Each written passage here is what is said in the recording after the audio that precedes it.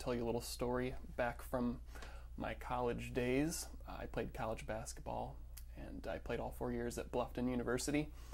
And my sophomore and my junior year of college, I started and worked very hard at making myself better, and that was sort of my life at that time.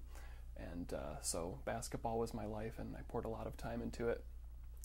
And going in from my junior to my senior year, which is of course my last year of playing basketball ever, since I realized I wasn't going to make it to the NBA, which how many people can say that, but I came back to school, and a lot of us were looking forward to it because we had steadily improved from our sophomore to junior year, and we had quite a few seniors that were coming back. We'd only lost one person, and we had had a winning record, which was pretty big for us, our small Division III school. And this upcoming senior year, we were all looking forward to it. And when the season started, our coach benched a bunch of us seniors, and so I was a little astounded trying to figure out what was going on, because we only lost one player, and it wasn't adding up for me.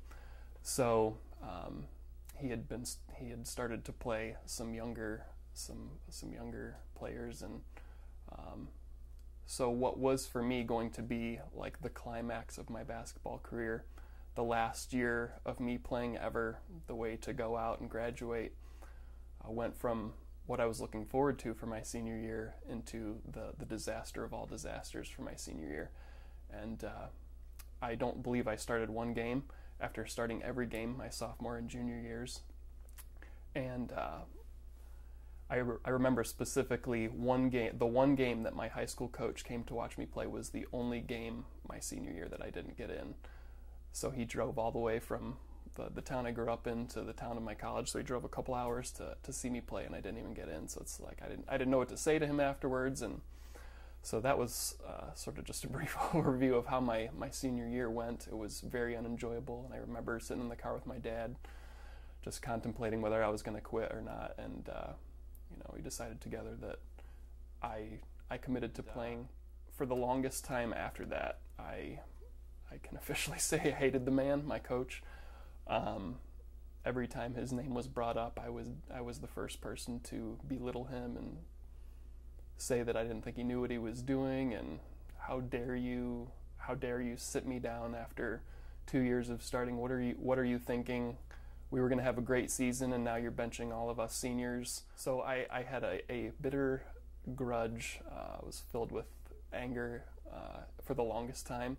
I graduated college in 1999, and just in, this is 2011, in 2008, I finally realized, you know what, this is just silly for me to hold on to. And despite the fact that when I talk about it, it still hurts, because I had invested all this time from 5th grade all the way up through college. I emailed him. I didn't have enough guts at the time to call him, so I emailed him and said, you know what, Coach, I've never told you this before, but and I don't even know if it was almost going on 10 years. I said mean things about you.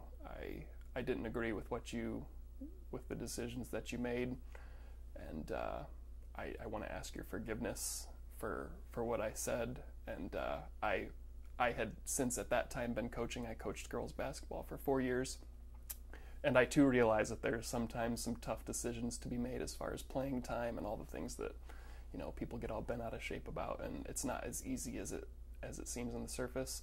So I could in part see where he was coming from, but for me, it lifted a big burden off my shoulders, because I knew I was wrong, and I knew that I was harboring bitterness against him, and I knew that I needed to make things right, and he forgave me, and now